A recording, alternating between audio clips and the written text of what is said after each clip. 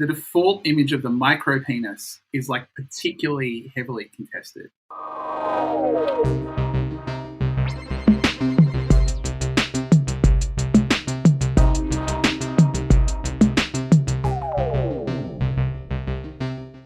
Last week we had a guest, and any regular listener of the Down Round podcast will know that our guests are few and far between. Most of the time we consider ourselves to be more than enough to keep the energy going. I always thought you were going to say we consider ourselves guests. Well, exactly. We're guests on your phone, you know. Exactly. The point being we consider ourselves experts on all topics, all and sundry, so we don't really need people to guide us through anything. Yeah, blah, blah, blah. Blah, blah, blah. But, you know, I thought just for a laugh, why not have guests on 2 weeks in a row? Yeah, back to back. Back to back. Let's try that. So today we wanted to do an episode on Wikipedia, and it just so happens, by dint of fate, that one of my very good friends, Richard Cooke, is currently writing a book about Wikipedia. So we thought, why not invite a little bit of expertise onto the podcast to learn some of the ins and outs of Wikipedia, or the seedy underbelly. Yeah. That's what we want to hear That's about. what I'm here the for. Seedy, corrupt, left-wing underbelly of Wikipedia.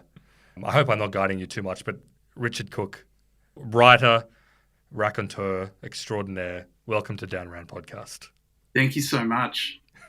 And you're coming to us live from China. First question.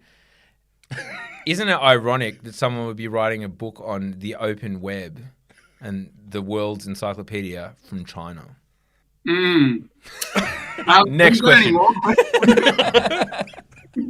All right. We actually do have more questions. Yeah. That's just the one we have on our page here, but I can improvise. What drew you to write about Wikipedia before we get into the nitty-gritty about everyone's favorite website or the world's 6th favorite website or whatever it is on the Alexa rankings? What made you write a book about Wikipedia? There was this period where it seemed like Wikipedia went from being a joke, being treated in a quite pejorative way, to then just being part of the fabric of everyday life. Yeah. And to me, it kind of felt like there was nothing in between. There was no kind of acceptance period or praise or even real widespread understanding of what it was or where it had come from. It kind of went from afterthought to part of the default. And I was really interested in what had happened in between. Totally. Like literally the meme. Oh, did you read that on Wikipedia? Anyone could have written that. It's on Wikipedia. To like, no, literally like, oh yeah, I was just reading Wikipedia the other day and this is what it said. I can pinpoint it. Wow. Yeah. 2009. It was somewhere around there. And it took me a lot longer than that to write about it because I was kind of waiting for someone to write a piece which said, oh, it turned out that Wikipedia was pretty good in the end. It just kind of never arrived, and at least not in the way that I thought it should. So I wrote that, and then I was really surprised at how little material there was, especially about the early days of Wikipedia. It had been studied by academics. Jimmy Wales had been interviewed a lot, but there was a lot else that felt missing to me, and I decided to try and go and find some of it. So yeah, on that point, I remember we were talking very briefly before we were organising this episode. You know, the idea of like Wikipedia is kind of like a startup. It's not really thought about in those terms because it's obviously a non-profit organisation, kind of opaque. Jimmy Wales is the founder that everybody tends to know, although he's not super public in the way that a lot of other tech founders are. Tell us a little bit about like the founding of Wikipedia, at least as you've come to understand it, writing the book. There's a real conceptual struggle with a Silicon Valley story that is not about money. Yeah. There's no sort of way to understand the stakes when the stock price is only over zero. And Jimmy Wales is temperamentally not like a Steve Jobs type. You know, he's not screaming in people's faces. He's not especially larger than life. In a lot of open source movements, you have to have someone who's much more laid back. And there's also a weird relationship between the Wikimedia Foundation, which is kind of the organization where if you make a donation, and the Wikipedia community.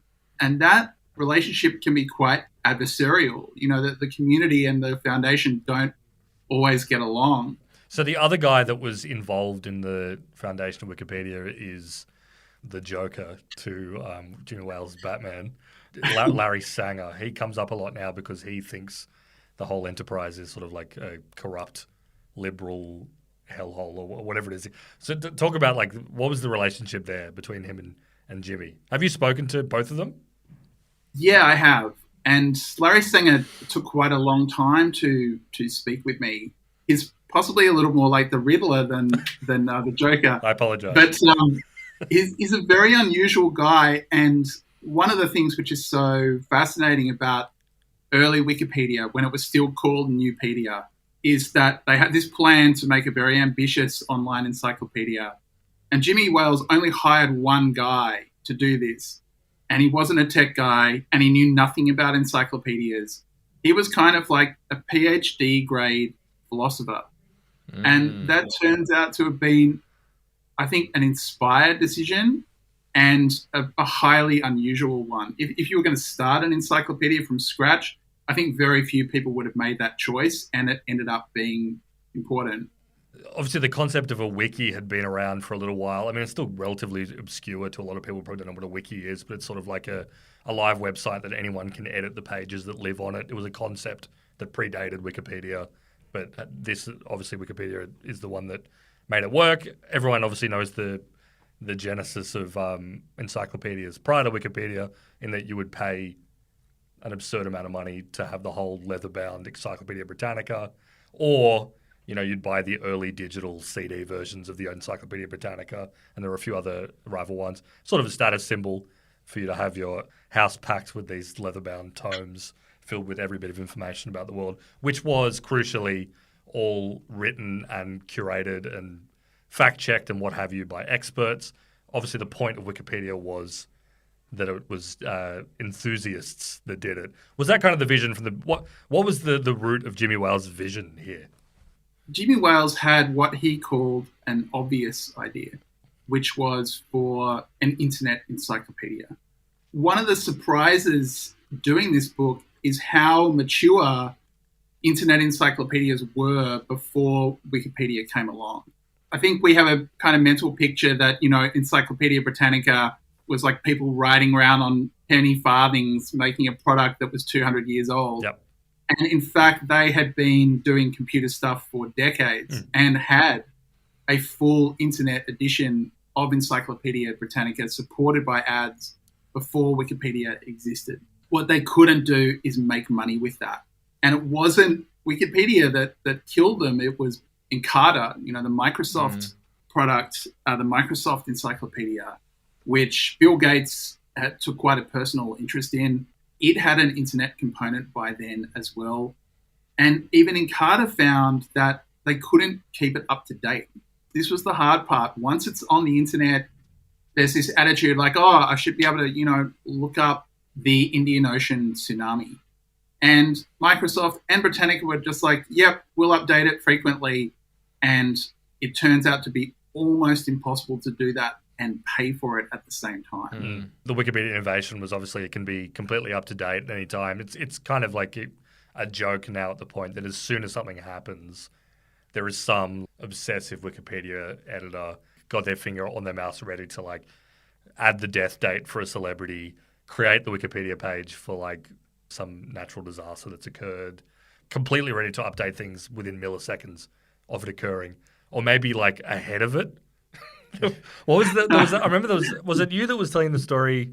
There was like a major thing that got edited ahead of a formal announcement, and no one to this day knows. Yeah, there are a couple of creepy things like that tend to be, as far as you can tell, coincidences. There are sort of, I won't call them ambulance chasers, but there are editors who are really primed. When the Queen died, for example, an editor was able to put in the Queen's death dates.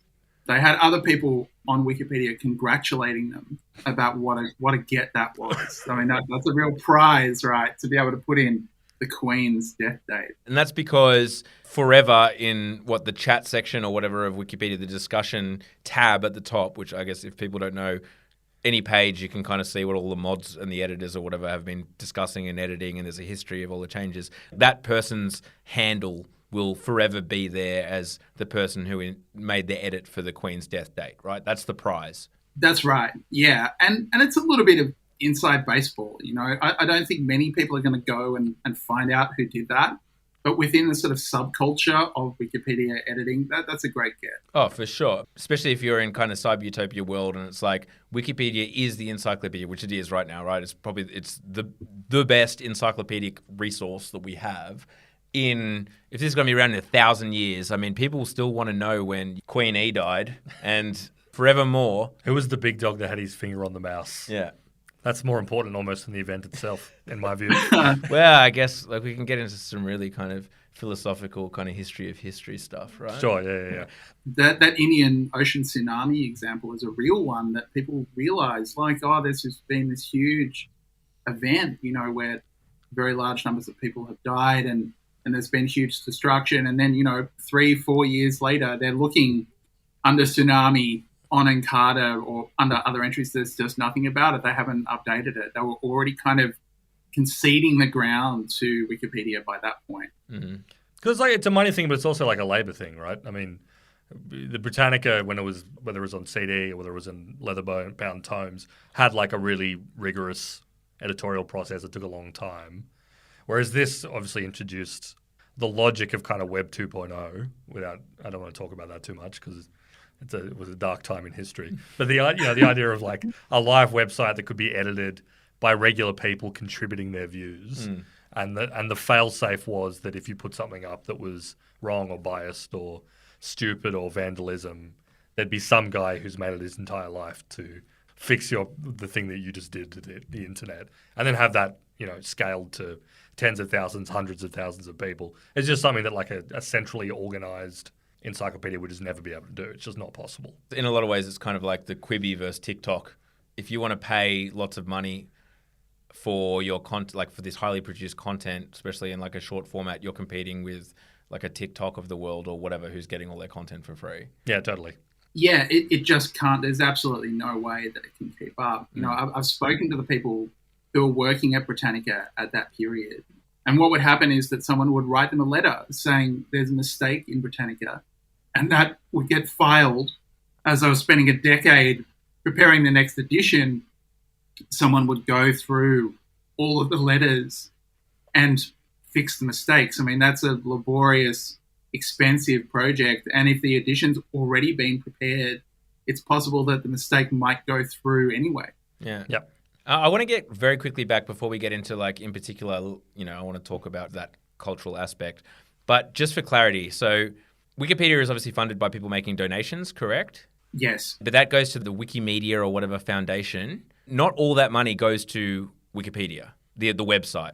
No, the running costs are, as far as you can tell, pretty small. Yeah. The amount of money that the Wikipedia Foundation has, there's a kind of controversy about this, right? Where they say it's for hosting costs.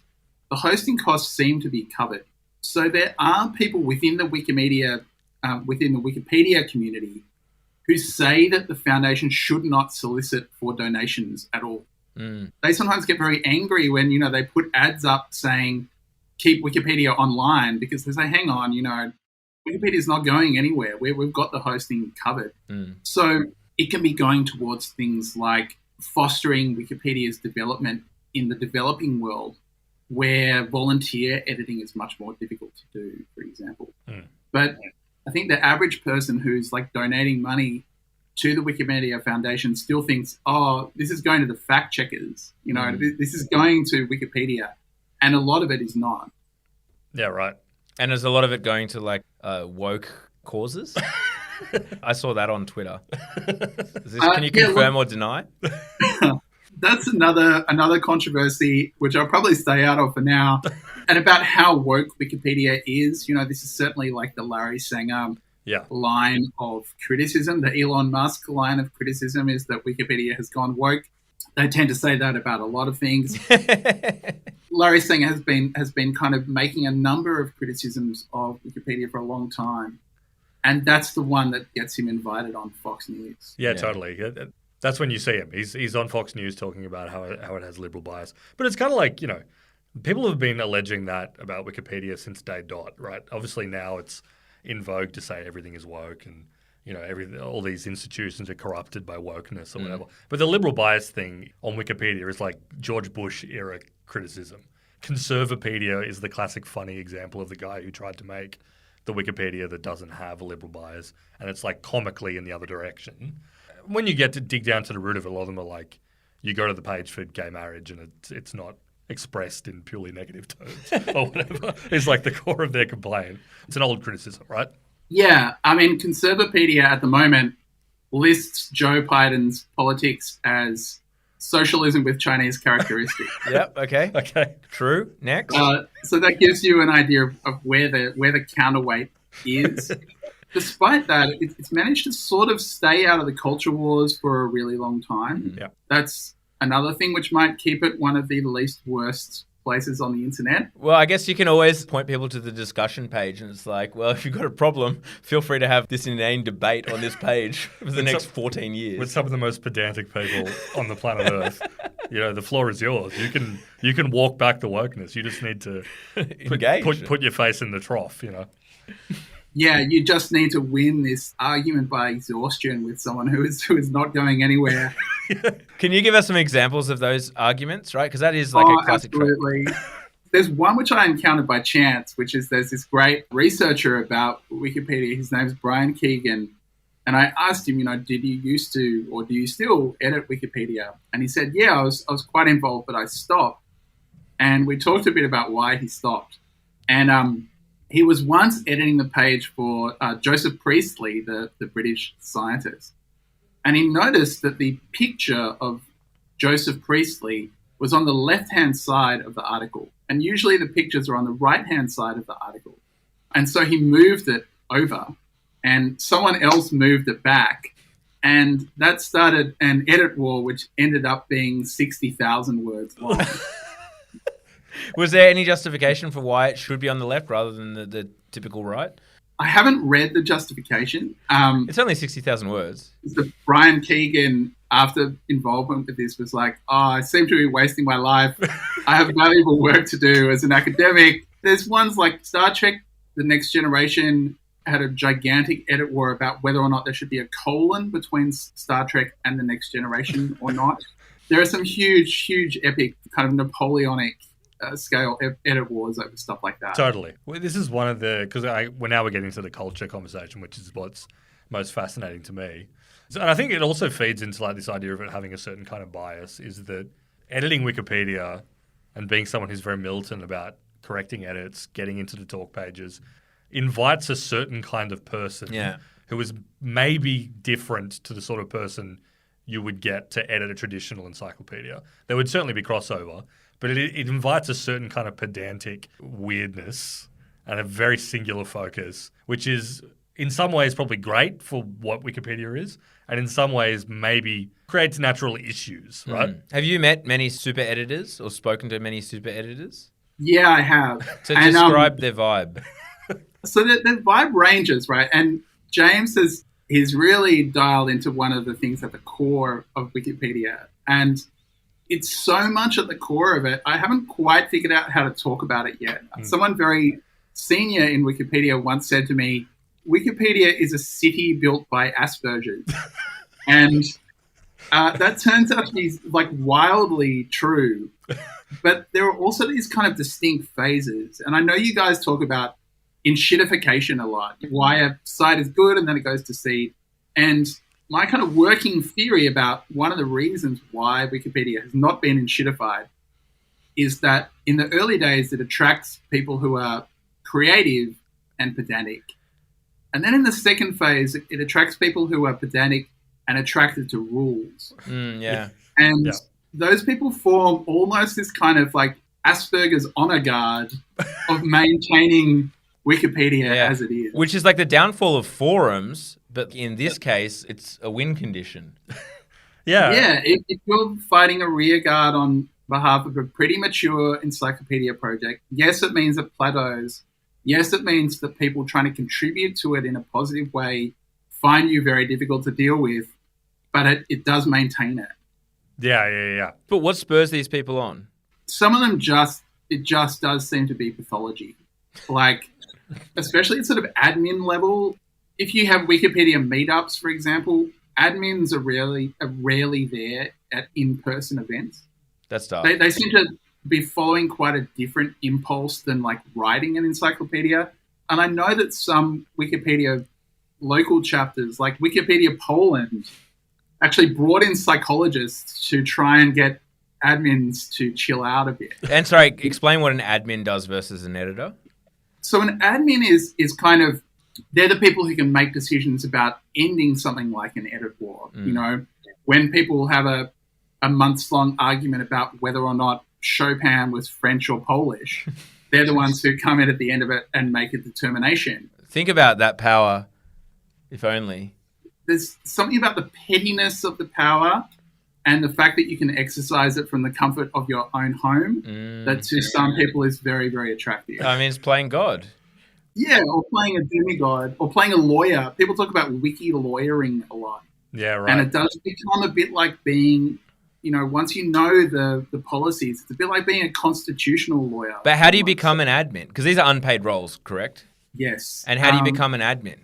They are elected, and the election process is a kind of notorious star chamber in which all of your sins that you've ever committed on, it's very unpleasant. You know, people go through all of your history on Wikipedia and find all the bad things that you've done and put it in front of you and say, why did you do this? And, you know, how dare you think you could be an admin? So a lot of people pull back from that process. But sorry, so you like self-nominate, like, I would like to be an admin, and the party of people who are kind of who are going through like your entire edit history, who are they? They are usually other admins. Right. Other people can contribute as well. But yeah, I mean, you have extraordinarily pedantic people going through your online life and sometimes your offline life as well, Wow. and saying why you shouldn't be an admin. It sucks. Damn, running the gauntlet. But at the same time, the prize is so great. The prize is this unbelievable glory. You're a sort of a keeper of the keys of human knowledge. Yeah.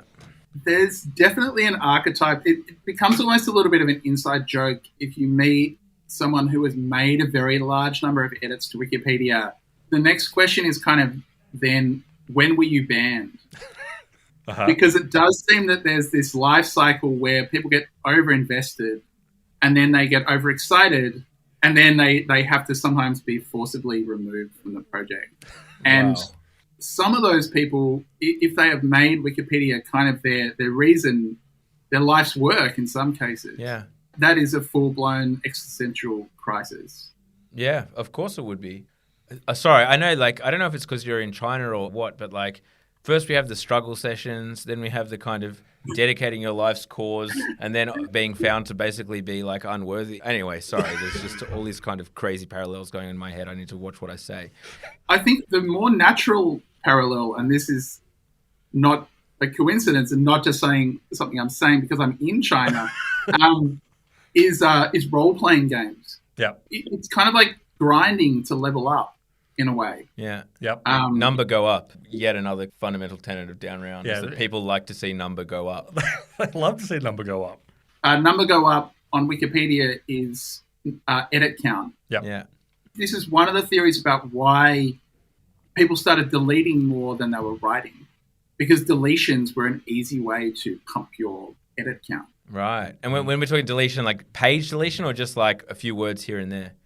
Few words, few typos. Some of the people with the highest edit counts have mainly done typos, and some have also contributed very large amounts of material. I've spoken to those guys, and they are fascinating. There was one that I think it went viral on Twitter recently, but it was a guy, there was some particular grammatical construction that he didn't like or thought was technically incorrect, and but he made it his life's mission to sort of exercise it from Wikipedia, and he'd made something like hundreds of thousands of edits over however many years just to get rid of this turn of phrase that he hated. You have to respect that. His name is Brian Henderson. Okay, so you do know this guy. The grammatical error is comprised of. Yeah. Yeah. A lot of people don't think it's a grammatical error, though. Some people who are sort of fresh to the project have kind of gone, I'm going to put this comprised of back in, and a more senior editor will just come in and say, look, we know it may not be wrong. Just stay away, okay? Just stay away from giraffe data. They just let him do his thing. One grammarian called that the pedant's veto, which is a nice way to put it. They kind of know it's just by exhaustion he's going to do that. He's done it across 5 million articles. He's not going to stop doing it. They just let him go. I think that's beautiful. I think it's nice that the World Encyclopedia has that kind of guy. Well, I mean, it's a little snapshot of, I guess, the world that we live in, right? Just built into the. I guess we're getting into discourse analysis here, which again I'd like to steer well clear of. But there's a bit of humanity in the edits themselves. Oh, totally. No, I think that's also reflected. It's another thing I'm sure has come up in your research a lot. The nature of Wikipedia consumption, and anyone who's listening to Downrun will obviously know.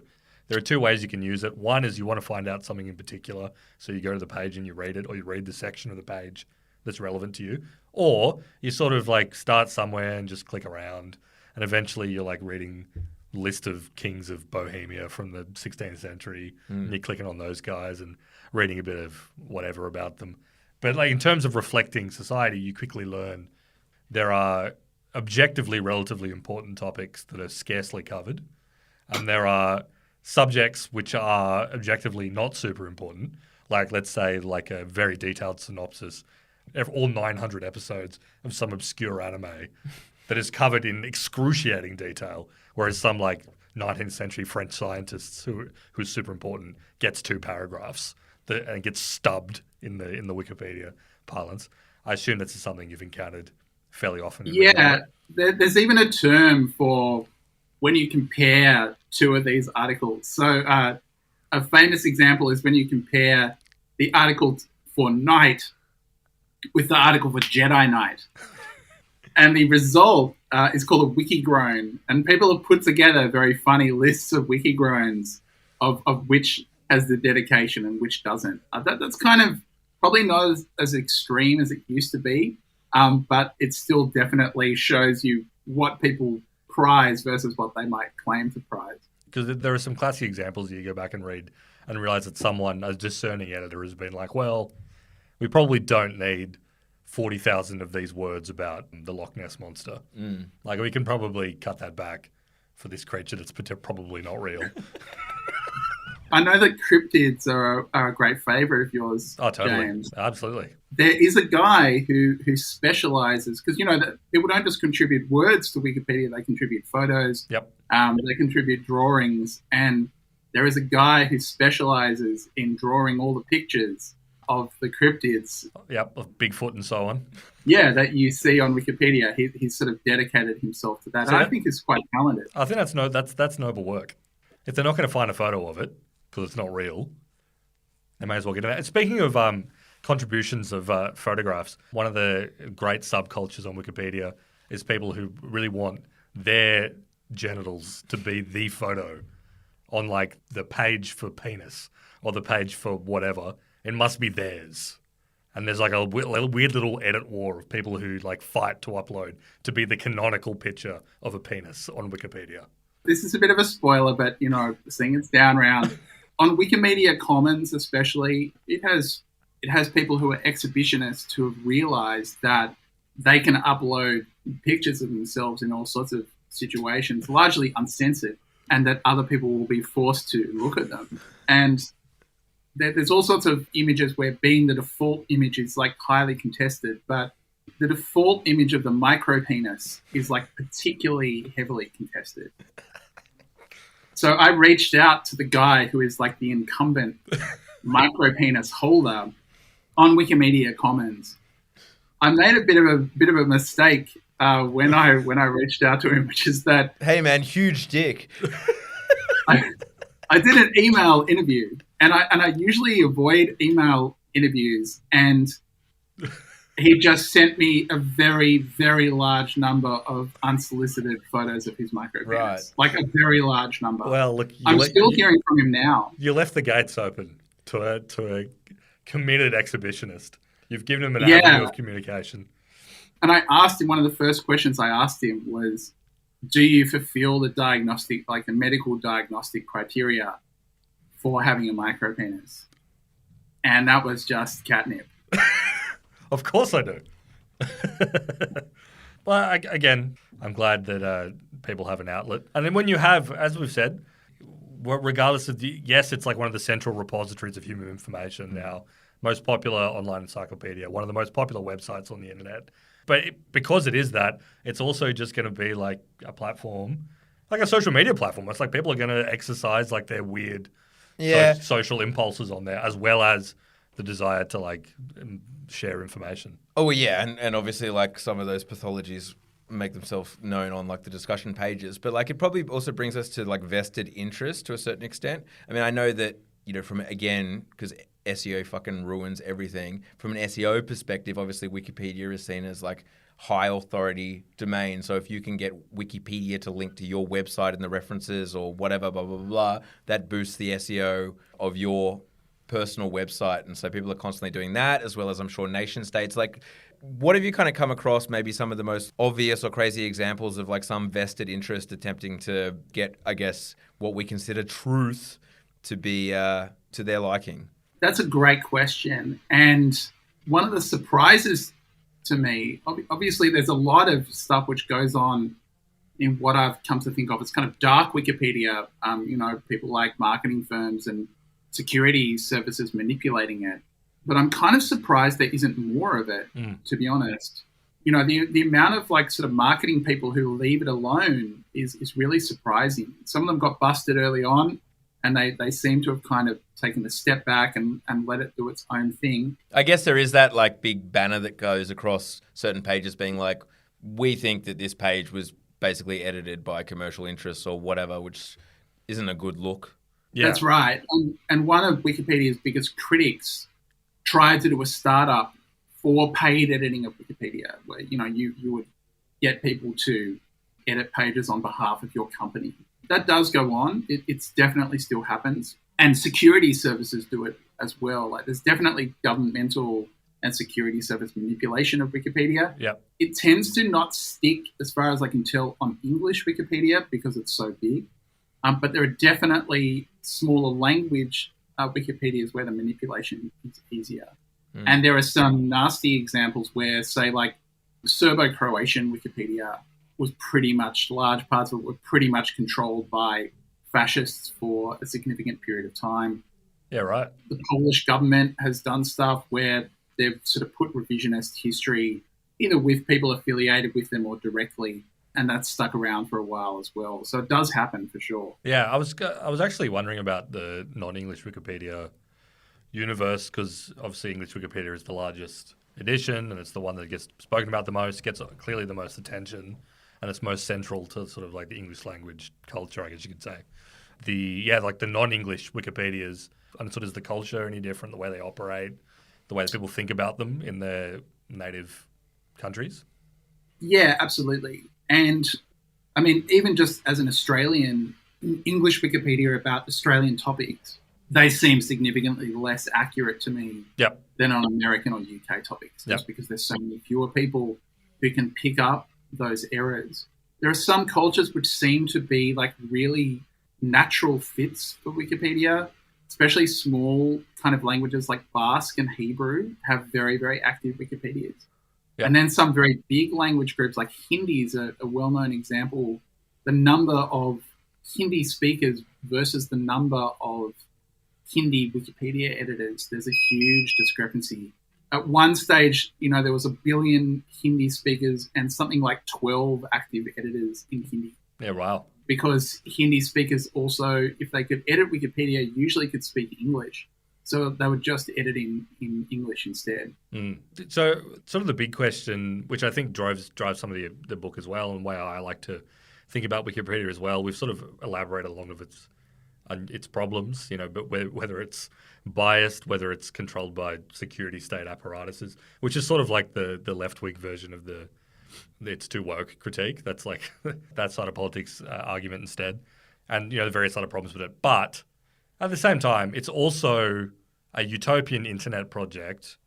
The only one, I think. Probably the only one that survived in the utopian form that I can think of, other than maybe you could say like SMTP or some shit like that. Yeah, so like there are like protocol level technologies that have probably worked pretty well. But as far as consumer products, a product that the average person can use and like, but mostly lives up to or even exceeds in some regards what its original sort of mission was.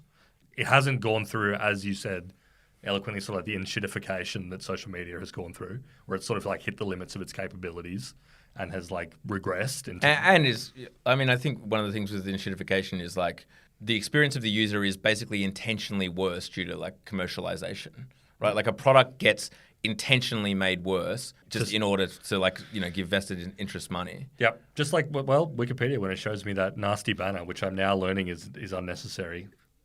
Unbelievable to hear that. But like as a utopian project, it seems to have gone relatively well. And I think that's like something worth dwelling on. Is that from what you've experienced in reading about it, researching it and speaking to the primary people, is that your takeaway as well? Yeah. I mean, utopian might be a stretch. Sure. A guy I was speaking to just last week said, Wikipedia is terrible. Mm-hmm. It's just the best version of non-terrible that we have. There's this incredible moment around 2006 where the Wikimedia Foundation moves from St. Petersburg, Florida, to San Francisco. And they're kind of arriving in triumph. Like they have what everybody else wants. They have all this attention, this huge audience. And they are going there expecting to be the vanguard of the civic internet, like the non-profit internet. They're expecting all these other organizations like Wikipedia, perhaps even bigger than Wikipedia. Like Linux and all this shit. At this stage, it's, the couch surfing is not the best example, but that's the kind of thing they're thinking of. There might be kind of people's internet providers. There might be not-for-profit social media services which can, perform functions better than Facebook or whatever. And they very quickly realized that this is it. There's nobody else coming. And they have all these meetings with people in Silicon Valley where they're going to them for funding or partnerships. And they just can't understand Wikipedia at all. They're just like, why do you not monetize this? Why not get rid of your not-for-profit status and become a billion-dollar company? And all the traffic just starts heading the other way. And it's kind of never really corrected. It's still the only thing like it. And the more you look at it, the more you realize, even small parts of its lessons are very difficult to apply elsewhere. Yeah. Now that you've spoken to the man himself, Jimmy Wales, what has his view kind of like evolved on it over the years? Like where is his head at right now in terms of Wikipedia versus when he started it, 2 decades ago? Look, he's still thinking about it, and he's worked on other projects. Some of them have gone well, some of them not so well. One interesting thing he said to me and he said elsewhere is that Wikipedia was a product of the .com crash. The fact that they couldn't get funding, the fact that they couldn't hire mods meant that they had to do something radically different with their model. He said if they'd just had the kind of precursor Wikipedia, which is called Newpedia, and had got a bunch of money, they would have just hired some moderators and it would have become another kind of becalmed internet encyclopedia like all the rest. Yep. He has tried to apply some of Wikipedia's lessons to stuff like content moderation on social media. Like everybody else, he hasn't really been able to make it work. Yeah. He's a fascinating guy because he often gets talked about as sort of like the ironic thing that he's sort of like a huge, or at least was, or to whatever extent, maybe you can add some clarity, but like he was like a big Ayn Rand objectivist libertarian type. And I remember like he was in like adult content stuff before. Earlier in his career, he was doing some work with adult website. Is that right? Yeah. So he realized that search was going to be big online, pre-Google. And the idea behind search then was to do web rings. You would just have a bunch of sites like each other that people could click through to. Yeah, the Yahoo model. The Yahoo model. They tried everything, and the only way that they could get advertising was on adult content. Yeah. It was the only thing that consistently delivered the audience and the ad dollars. So while kind of treading water, they ran that company called Bombus, and at the same time had a one-employee internet encyclopedia concern called Newpedia. So it's a very, really bizarre workplace that there are people there, sort of ringing up porn companies to get the ad buys, while there's one guy beavering away in the corner trying to persuade academics to write articles for free for what they say is going to be the biggest encyclopedia in human history. It's really mind-blowing that it kind of worked. 2 roads diversion award for Mr. Jimmy Wales. He could have been the porn kingpin. Instead, he chose to build a beautiful website for us to read facts on. And I love that. Yeah, I mean, it makes sense, obviously, like in hindsight, why the advertising model wouldn't work, right? And to the point where like Yahoo Answers and Quora or whatever, in some ways is kind of like Wikipedia, just like what it would look like if there were ads, which is a fucking mess, right? That doesn't work. Yeah. Well, I always find it ironic that, you know, over the last few years, we've had this whole crypto-driven and aligned movement where it's like Web3, which obviously no one talks about anymore. But there was sort of a kernel in there that was maybe interesting in what people wanted to do. But this whole idea of like online ownership, own what you create, get compensated for what you create. Imagine Wikipedia, but every time someone reads your article that you've like replaced fucking less with fewer or whatever, you get like 0.01 like wiki bucks or whatever. Totally. There was this sort of idea where it's like, wow, you can get compensated.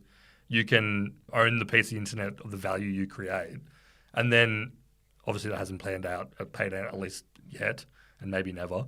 But all the while you have Wikipedia operating here where nobody's getting compensated. People are creating, they're producing unbelievable amounts of content purely for, I was going to say glory, and maybe it's glory for some of them. And for others, it's just this weird, maybe slightly perverted desire that like the compensation is completely inherent to what they're doing on the platform. They just want to be, they want to have the power. Want to build, man. Humans are builders. Exactly, and not be compensated. It's so funny that you see these two conversations happening at the same time. Yeah, I mean, Larry Sanger actually was involved in a startup which tried to put an encyclopedia on the blockchain. It tried to have Everypedia? Yeah, it's some sort of encyclopedia coin / blockchain thing, which didn't pan out. And shocking. It's when we talk about glory, I mean, most of these people are editing under pseudonyms, right? True. I mean, I think even the guy who put in the Queen's death edit, we don't know his real name. And yeah, it is this kind of like the microtransaction version versus the I just want to collaborate and have fun. I'm just going to do this. Almost this sort of jigsaw puzzle feeling when you are editing Wikipedia. It does seem like that idea of contribution is for uncompensated contribution is rarer and rarer. Yeah, to feel part of something bigger, to leave a legacy after you die. Yep. And for me, it's 9,000 words of edits on the Full Metal Alchemist page. Richard, have you made any Wikipedia edits? Be honest. Yeah, I have. Yeah. I mean, I've edited under my own name a little bit ages ago. And I also did quite a bit of editing for research, to try and understand what it looks like under the hood. And I enjoyed it, but it's not something where I find myself sort of compelled to do it all the time. It requires a special kind of person who I do respect, even if I can never fully understand what's going on under their hood, so to speak. Well, look, to wrap us up, was there anything else that you've discovered in the course of your writing your book? I don't want to say it directly, but something that's sort of adjacent to the micropenis story you just told that we would find amusing that you've experienced in researching your book? Yeah, I think there's this kind of cohort of people who become obsessed with particular topics, often to do with countries that they have nothing to do with. I was just writing about them yesterday. The first guy who made 1 million edits on Wikipedia. 1 million edits. Jesus fucking Christ. The current world champ has made 5 million. 5 million edits. And that's almost double the next person down. But this guy's name is Justin Anthony Knapp. I've spoken to him a bit, and I enjoy speaking to him a lot. And he became obsessed. He can't have kids. He doesn't have kids currently, as far as I know. No one's making 1 million plus edits with kids. It's not possible. It's not possible. He's wound things back a bit since then. And he was obsessed with the Western Sahara. It's this disputed territory, which may or may not be in Morocco. And for some reason, he thought the world had left Western Sahara behind. Yep. So he started to edit about Western Sahara a lot and put Western Saharan independent stuff in the email signatures of his personal email. And at the same time, when he was making a lot of these edits, he was severely depressed. He was living in his parents' place in Indianapolis. He was sort of had part-time work as a pizza delivery guy. He was watching pirated episodes of Lost. And he's got a lot to offer. He's very intelligent. He's very humane. And he sort of described this process of like creating online the idealistic version of himself that had failed to actualize in the real world. And he got so invested in Western Sahara that he got to know the Western Saharan independence activists and was invited to New York to address the UN on behalf of them. And so he gave a speech to the UN about Western Saharan independence, and then went back to Indianapolis and to bed. That's insane. That is insane. I respect, like, don't get me wrong, I respect people creating for, like, creation's sake, and I do think that we all have innately that thing within us, and I'm sure you have it with certain chapters of the book you've written, and certainly when the book is done, you'll look back at that and be super proud of the work you've put in. James, likewise with your fantastic articles. But, point being, we create things. Like, people knit, they do things, and we're proud of those things. We feel like we've actually friggin' accomplished something, as opposed to, like, a lot of the time in our day-to-day life, not really knowing what we're contributing to, but doing it because the paycheck keeps rolling in, and it doesn't really matter what happens and what doesn't. You actually have an impact by changing those words, or like writing this line here or there, or correcting this thing, and that's lasting, and that has value. So I personally do have a lot of respect for these people. I don't know how. I'm trying to run the numbers for like 1 million edits. I don't know how you do like 1,000 a day or whatever. Like, you shouldn't be doing that much creation, is what you're saying. After your inspiring speech just now, there is a ceiling to how much creation there is. Well, it's like, okay, if you go over to like your friend's house and like they've got a new partner or whatever, and it's like, I actually does a bit of painting. Here are the kind of the last 5 I've done over the last year. It's like, wow, that's great. Here are the last 5,000 I've done over the last month. It's it's like it's different. There's diminishing returns. I totally get that. I was told about a guy who wrote 6,000 very high quality articles about geology. And then he got a girlfriend and immediately stopped editing Wikipedia forever. That's weird. It speaks for itself, I think. Yeah, I told someone that, and they said he got his rocks off, which was nice. Oh, that's good. Yeah. Well, I assume there's like a strategy meeting somewhere in Wikimedia HQ where they've got a risk analysis up on the board. Number one risk is girlfriends. Yeah. Look, I have heard. I haven't been able to confirm, but I have heard that something like that actually did happen.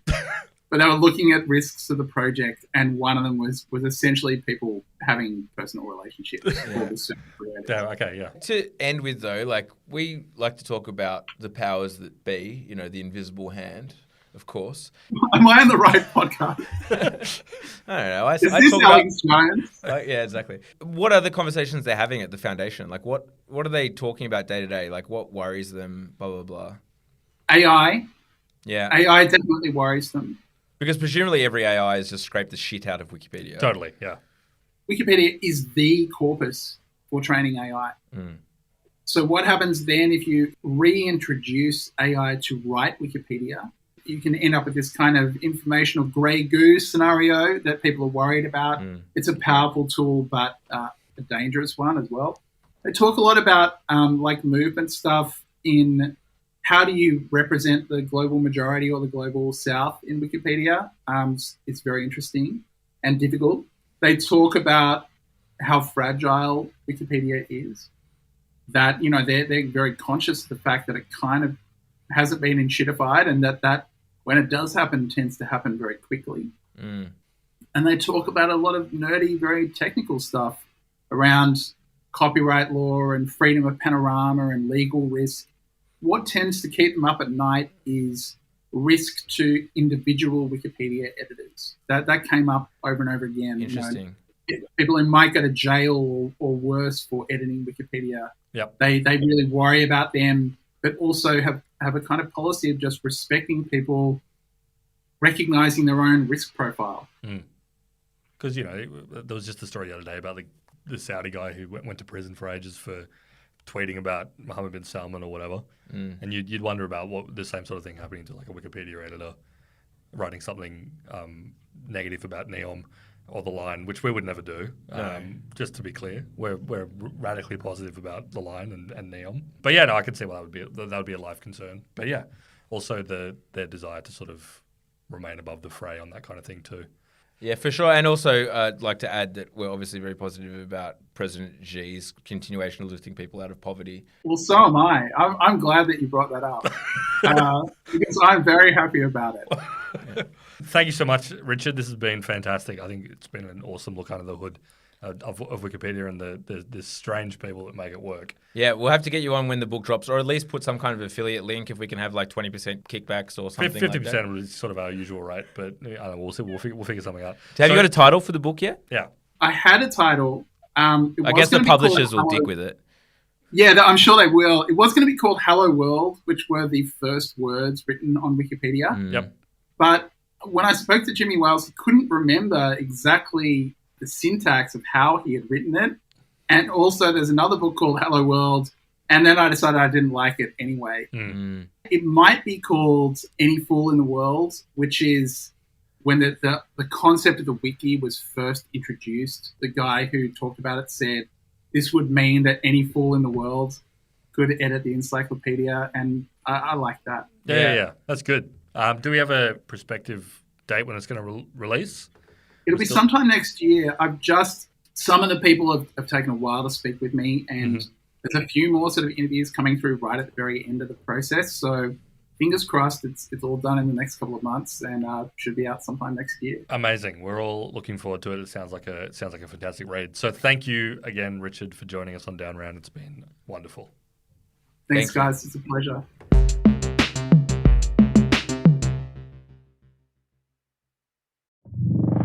If you're listening to this, did you know there's another world out there where you get a second episode of Down Round a week? Yep, it's called Down Round Premium. That's right, and there's no interruptions. No interruptions, no ads, 2 episodes a week, including the free one you're getting right now, plus another one. Yep, $7 a month, not a week, a month, downround.net. Downround.net, instant access to the whole back catalogue as well. You've got so much to catch up on. There's so much. Get around it.